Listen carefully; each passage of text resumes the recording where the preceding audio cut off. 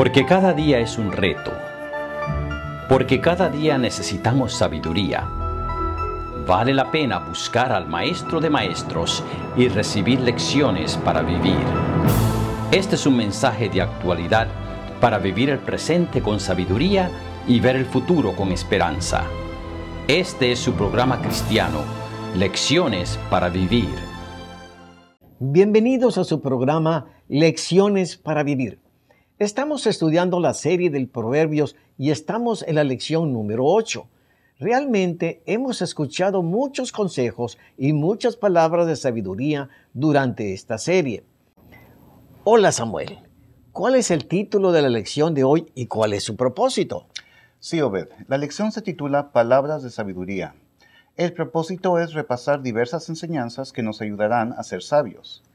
Me siento muy contento de poder comentar esta lección con ustedes, hermanos. Gracias por acompañarnos. Como de costumbre, pidamos la dirección de Dios al estudiar su palabra. Imploramos tu presencia al estudiar tu palabra, oh Dios, porque necesitamos de tu sabiduría. Te lo pedimos todo en el nombre de nuestro Señor Jesús. Amén. Amén. Dos maestros entregaron su solicitud para el cargo de vicepresidente en una escuela secundaria local. La maestra llevaba 8 años enseñando y el maestro había enseñado por 20 años. Todos esperaban que el maestro con más experiencia fuera elegido para la posición, pero cuando se hizo la decisión, se escogió a la maestra que llevaba 8 años de enseñanza. El maestro se quejó amargamente. Yo he estado durante 20 años. Eso es mucho más siempre que sus 8 años.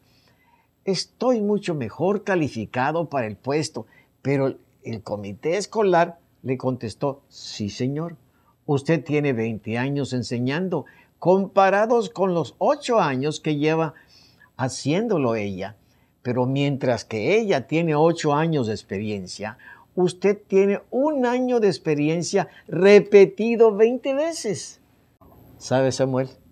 El solo hecho de experimentar el correr del tiempo no significa que hemos adquirido sabiduría y conocimiento. Es cierto, Obed. Dijo Albert Einstein, la sabiduría no es resultado de la educación, sino del esfuerzo de toda la vida por adquirirla. Según el sabio Salomón, tú serás sabio cuando puedas distinguir entre el bien y el mal, y puedas elegir entre el bien y el mal. Llegarás a la sabiduría cuando reconozcas que no eres sabio. Por eso Salomón dijo en 1 de Reyes 3, del 7 al 9. Leo de la nueva versión internacional. Ahora, Señor mi Dios, me has hecho rey en lugar de mi padre David. No soy más que un muchacho, y apenas sé cómo comportarme. Sin embargo, aquí me tienes, un siervo tuyo en medio del pueblo que has escogido. Yo te ruego que le des a tu siervo discernimiento para gobernar a tu pueblo y para distinguir entre el bien y el mal. De lo contrario, ¿quién podrá gobernar a este gran pueblo tuyo? Dios se agradó de la petición de Salomón y le dijo en el verso 12, voy a concederte lo que me has pedido. Te daré un corazón sabio y prudente, como nadie antes de ti lo ha tenido ni lo tendrá después. Salomón comenzó a ser sabio cuando supo que no era sabio. El tema central del libro de Proverbios trata de la sabiduría, y esta sabiduría abarca todas las áreas de la vida. Por ejemplo, Proverbios 21. El vino es escarnecedor, la sidra alborotadora, y cualquiera que por ellos hierra no es sabio. Esto da en el blanco. Proverbios 20:13. No ames el sueño, para que no te empobrezcas. Abre tus ojos y te saciarás de pan. O sea, cuidado con la flojera. Proverbios 21:3. Hacer justicia y juicio es a Jehová más agradable que sacrificio. Proverbios 22:6. Instruye al niño en su camino, y aun cuando fuere viejo, no se apartará de él.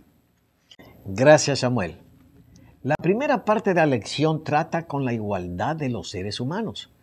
El 6 de julio de 2011, Brian fue atacado por una osa grizzly en el Parque Nacional de Yellowstone. Él y su esposa visitaban el parque y sin darse cuenta, sorprendieron a una osa con sus ositos. El Servicio Nacional de Parques informó, a fin de defender a sus ositos, la osa atacó a Brian hiriéndolo fatalmente. El hombre no tenía intenciones de lastimar a los ositos, pero la osa no lo sabía y respondió de acuerdo con su naturaleza. Aunque es sumamente peligroso cruzarse con una osa que tiene recién nacidos. La Biblia dice que es aún más peligroso cruzarse con un necio. Fíjate, Samuel, cómo lo dice en Proverbios 17:12. Mejor es encontrarse con una osa en la cual han robado sus cachorros que con un fatuo en su necedad. Esta primera parte se titula Todos somos iguales. Samuel, aunque de diferentes culturas, diferentes colores y diferentes razas, ¿cómo es que somos iguales? ¿En qué nos igualamos todos los seres humanos? Veamos el versículo que cita la lección. Está en Proverbios 20:12. El oído que oye y el ojo que ve, ambas cosas igualmente ha hecho Jehová. O sea, somos iguales por creación, somos creados por Dios y somos sus hijos. Fíjense cómo lo dice Hechos 17:26. Y de una sangre ha hecho todo el linaje de los hombres, para que habiten sobre toda la faz de la tierra, y les ha prefijado el orden de los tiempos y los límites de su habitación. Ninguno vale más delante de Dios y ninguno vale menos que todos los demás. Todos tenemos el mismo valor delante de Dios, pero no somos idénticos. Ni siquiera los gemelos idénticos son exactamente iguales. Pero somos seres humanos y nos necesitamos unos a otros. La persona sabia es aquella que no anda buscando teorías para su origen. Acepta la realidad de un creador que nos hizo. En este tiempo en el que el hombre está más confundido que nunca en cuanto al inicio de la vida, Dios nos pide que anunciemos al mundo que debemos adorar, como dice Apocalipsis 14:7, a aquel que hizo el cielo y la tierra, el mar y las fuentes de las aguas. Debemos repetir esta verdad a nuestros hijos y no confundirlos, Obed, como la niña que le preguntó a su mamá: Mami, ¿cómo es posible? Tú me dijiste que los seres humanos fuimos creados por Dios y papi dice que descendemos de los changos. La mamá le contestó: muy sencillo, querida. Yo te conté de mi familia y tu papá te contó de la suya. Otra forma en que somos todos iguales es por causa del pecado. Dice Romanos 3:23, por cuanto todos pecaron y están destituidos de la gloria de Dios. Y Romanos 3:10 dice, como está escrito, no hay justo, ni aún uno. Por causa del pecado, todos necesitamos de la gracia salvadora de Cristo. Ninguno de nosotros nos podemos salvar por justicia propia. Jesús murió por todos por igual, y todos somos salvos de la misma manera. No hemos de tener sentimientos de inferioridad, porque valemos lo que vale el más santo, ni tampoco debemos tener pensamientos de superioridad, porque no valemos más que el más empedernido pecador. Todos somos iguales, Obed, por creación y por el pecado. Gracias, Samuel. Un rabino y un cantor, o sea, el que dirige la música, estaban de pie en la sinagoga hablando sobre la asombrosa gloria de la presencia de Dios y cómo ellos en realidad son nada. Sí, dice el rabí, yo soy nada. Y el cantor mirando hacia el cielo también afirma, Dios, yo soy completamente nada. Y continuaban diciendo esto por unos momentos. Yo soy nada. Yo realmente soy nada. Mientras tanto, en la esquina de la sinagoga, el conserje limpiaba el piso de rodillas y lleno de una ferviente piedad, ha estado susurrando con sinceridad, oh Señor, tú eres todo, yo soy nada, yo soy nada. De repente el rabí y el cantor lo escuchan y después de unos momentos se dan cuenta de lo que están diciendo. Entonces el rabí le dice al cantor, mira, nada más, ¿quién se cree nada? Esta pregunta o esta segunda parte se titula La prueba de la vida. Samuel, ¿cuál es la prueba de la vida? ¿Cómo se mide el valor de alguien? Bueno, veamos Proverbios 26. Muchos hombres proclaman cada uno su propia bondad, pero hombre de verdad, ¿quién lo hallará? Muchos hombres dicen ser buenos, ser bondadosos, pero lo que cuenta no es lo que ellos piensan o lo que tú piensas. Lo que cuenta es lo que piensa Dios de nosotros. Dice Jeremías 9:23 y 24, no se alabe el sabio en su sabiduría, ni en su valentía se alabe el valiente, ni el rico se alabe en sus riquezas. Mas alábese en esto el que se hubiere de alabar, en entenderme y conocerme que yo soy Jehová, que hago misericordia, juicio y justicia en la tierra, porque estas cosas quiero, dice Jehová. ¿Cómo se mide el valor de alguien? El valor de alguien es que el carácter de Dios sea reflejado en su vida. Mi valor me lo da Dios. El sabio se alaba en entender y conocer a Dios. Y en Marcos 9:35 Jesús nos dijo cómo llegar a ser grande. Entonces él se sentó y llamó a los 12 y les dijo, si alguno quiere ser el primero, será el postrero de todos y el servidor de todos. El hombre sabio se interesa en servir. No es entonces lo que logramos, ni lo que somos, pues Dios es quien nos da la sabiduría y permite nuestros éxitos. Lo valioso para Dios son hombres y mujeres fieles que le conozcan y estén dispuestos a servir. El carácter de Cristo se revelará en nosotros mediante la paciencia, la bondad y una disposición de atender a las necesidades de los demás. Dice el pastor Duncan, no es un acto único de amor o sacrificio lo que demostrará la elevada calidad de nuestras relaciones, sino la larga y constante serie de pequeñas acciones que realizamos cada día, paciente y regularmente. La fidelidad duradera es más valiosa que los actos de amor intensos pero poco frecuentes. Gracias, Samuel. Un boxeador irlandés de éxito se hizo cristiano y se convirtió en predicador. Estaba levantando la carpa para su cruzada evangelística en una nueva ciudad, cuando pasaron dos rebeldes y se dieron cuenta de lo que hacía. Sin conocer sus antecedentes, dijeron algunas cosas insultantes. El irlandés apenas los miró. Uno de los bullies dio un golpe en la cara del exboxeador. Él se sacudió y no dijo nada mientras colocaba la otra mejilla. El muchacho le dio otro golpe del otro lado de la cara. En ese momento, el predicador se quitó el saco, se enrolló las mangas de la camisa y vociferó. Jesús a mí me dijo, no resistáis al que es malo. Antes bien, a cualquiera que te abofetee en la mejilla derecha, vuélvele también la otra. Pero el Señor no me dio instrucciones adicionales y lo noqueó de un derechazo. Esta sección se titula Esperando en Dios. Samuel, ¿a qué se refiere Proverbios 20:17 con sabroso es el hombre, el pan de mentira? En esta sección estamos viendo dos puntos distintos, la ganancia fácil sin esfuerzo ni trabajo y el asunto de la venganza. El verso completo de Proverbios 20:17 dice, sabroso es al hombre el pan de mentira, pero después su boca será llena de cascajo. El Comentario Bíblico Adventista, tomo 3, página 1031, aclara, el pan robado tiene mejor gusto porque no cuesta trabajo, pero las consecuencias del engaño muy pronto hacen cambiar el cuadro.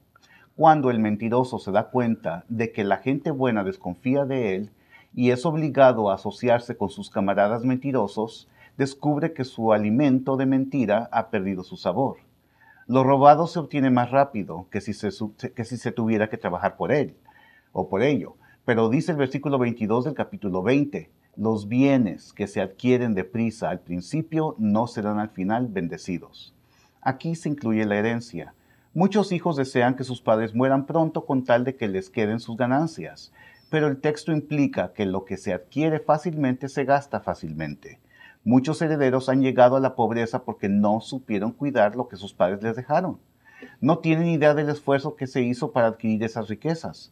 Tampoco formaron hábitos de diligencia y cautela para poder cuidar de esos bienes y convertirlos en bendición. Proverbios 21:5 dice, los pensamientos del diligente ciertamente tienen a la abundancia, mas todo el que se apresura alocadamente, de cierto va a la pobreza. Samuel, el otro punto de esta sección es la venganza. Me gusta la experiencia de Clara Barton, fundadora de la Cruz Roja Americana. En cierta ocasión se le recordó una mala jugada que alguien le había hecho hacía años, pero ella hizo como si no hubiera existido el incidente. ¿No lo recuerdas?, le preguntó su amiga. No, dijo Clara. Recuerdo decididamente el tratar de olvidarlo. Samuel, ¿cuál debe ser nuestra manera de tratar al que nos lastima o al que nos aborrece? Sí, Obed. La respuesta la encontramos en Proverbios 20:22. No digas yo me vengaré, espera a Jehová y él te salvará. La venganza es reacción humana por las aparentes injusticias de la vida. Una persona debe pagar, pero el consejo bíblico es que no te vengues. ¿Por qué? La venganza causa más daño al que se venga. Cualquier tipo de venganza. Porque primero existen emociones negativas, odio, rencor, ira, desesperación, sentimientos naturales pero que no son correctos. Estos sentimientos destruyen valores, principios y principalmente la paz del corazón. El sentimiento de venganza es un sentimiento que esclaviza. Por eso debemos dejar la venganza a Dios. Dios no quiere que nosotros paguemos a ninguno mal por mal. En Proverbios 25, 21 y 22 dijo, si el que te aborrece tuviere hambre, dale de comer pan, y si tuviere sed, dale de beber agua, porque ascuas amontonarás sobre su cabeza, y Jehová te lo pagará. Si nosotros tratamos bien al que nos trata mal, es como si le echáramos lumbre en su conciencia. Lo haremos sentir mal por haberlo tratado bien cuando él nos ha tratado mal, y lo más probable es que cambie su proceder hacia nosotros, y de esta manera destruimos nuestros enemigos. Dice Romanos 12:21, no seas vencido de lo malo, sino vence con el bien el mal. Si alguien te trató injustamente, déjalo en manos de Dios. No hemos de tomar el control y vengarnos nosotros mismos. Debemos hacer nuestra parte para arreglar la situación, pero no vengarnos. Como el hombre a quien le dijo el médico, el resultado es positivo, usted tiene rabia. Rápidamente el hombre sacó una libreta y un lápiz y comenzó a escribir. Pensando que estaba haciendo su testamento, le dijo el doctor, espere, eso no quiere decir que se va a morir. ¿Hay alguna cura para la rabia? Lo sé, dijo el hombre, solo estoy haciendo la lista de las personas a quienes voy a morder. Bueno, más vale no ser su enemigo, ¿no crees? Gracias, Samuel. La famosa monja, a quien llamaban la Madre Teresa, trabajó muchos años entre los pobres de Calcuta. En cierta ocasión viajó al Líbano durante los conflictos de esa región que dejaron a muchos muertos y heridos. Después de un ataque aéreo, estaba tratando de ayudar a los niños heridos y un reportero la descubrió. Con gran esfuerzo trataba de colocar una niña en la camilla cuando se le acercó el reportero y le dijo, Madre Teresa, ¿qué hace usted aquí? Pensé que su territorio estaba en la India. Usted no puede viajar por todo el mundo ayudando a todos. La hostigó por unos momentos y más. Y finalmente ella le dijo, por favor, tome aquel lado de la camilla y recojamos a esta niña juntos.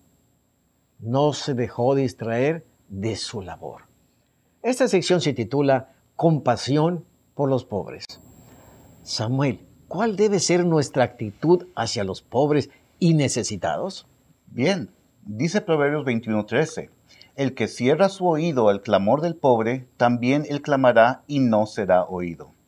Aquí se nos muestra la actitud del sabio delante de los pobres y necesitados. No se hará sordo a su clamor. Jesús nos dijo que siempre había pobres en nuestro medio. Hay dos razones por la pobreza. Primero, por la injusticia social que favorece a los ricos. Cada día el que tiene más adquiere más y el que tiene menos se le va disminuyendo.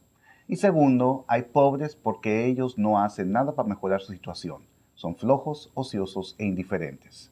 El hombre sabio no solo dará al pobre lo que necesita, sino que lo ayudará a salir de esa situación hasta donde sea posible. Alguien dijo que cuando damos a los pobres estamos incentivando la pobreza, como las gaviotas de San Agustín. Todas las tardes, cuando regresaban los barcos pesqueros, los pescadores comenzaban a tirar al mar los peces pequeños que no iban a utilizar. Los peces muertos flotaban y venían las gaviotas y tenían su fiesta todas las tardes. Pero, ¿saben? Las gaviotas se hicieron flojas y dejaron de pescar porque ya no tenían necesidad. Era mucho más fácil recoger los peces muertos que flotaban en el agua. El problema es que cuando se mudaron los pescadores a otra comunidad y dejaron de llegar en las tardes con sus pescados, las gaviotas ya no tenían que comer y como se habían acostumbrado a no pescar, pronto se fueron muriendo de una por una. El sabio de Proverbios se enseñará a obtener comida, aunque es un proceso más largo, pero es más efectivo. ¿Por qué los hijos de Dios no debemos descuidar a los pobres? Primero, porque si damos al pobre es como dar a Jesús. Él se identifica con los pobres. Él dijo, En cuanto lo hiciste a uno de estos mis hermanos pequeñitos, a mí lo hiciste. Y segundo, porque son nuestros hermanos.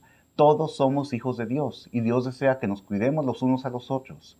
La persona sabia escoge hacer la voluntad de Dios y así refleja el carácter de Cristo. Gracias, Samuel. Cuenta el doctor Dobson que un amigo suyo llevó a su hijita de 3 años a un juego de béisbol escolar. Cuando entraron al estadio, el padre tomó a su pequeña de la mano y la llevó hasta el diamante del campo y le advirtió: ¿ves esta línea? No debes cruzarla. Puedes ir por cualquier parte del estadio, pero no debes pisar del otro lado de la línea. ¿Entendido? La niña asintió con la cabeza y se fueron a sentar. Unos minutos más tarde, la niña desapareció y pronto el padre la vio que estaba en el campo de béisbol, asegurándose de que el papá la viera. Desafiadamente levantó su piecito y se colocó del otro lado de la línea, como diciendo: acabo de hacer lo que me dijiste que no hiciera. ¿Qué vas a hacer conmigo? Esta niña estaba probando a su papá. Quería saber si realmente podía confiar en que se hiciera obedecer. De acuerdo con cómo él reaccionara, la niña sabría si realmente valía la palabra de su padre. Esta última sección se titula Simplemente Educación. Samuel, ¿por qué es importante corregir y disciplinar a los hijos? ¿Cuál es la mejor manera de hacerlo? Vamos a leerlo en Proverbios 22:6. Instruye al niño en su camino, y aun cuando fuere viejo, no se apartará de él. Aquí Dios promete que si nosotros hacemos nuestra parte instruyendo a nuestros hijos en el camino correcto, permanecerán en él. Esto no quiere decir que nunca tendrán dudas o nos darán problemas, sino que al final terminarán en el camino correcto. Instruir incluye enseñar y disciplinar, y la disciplina incluye castigo cuando es necesario. Dice Proverbios 22:15, la necedad está ligada en el corazón del muchacho, mas la vara de la corrección la alejará de él.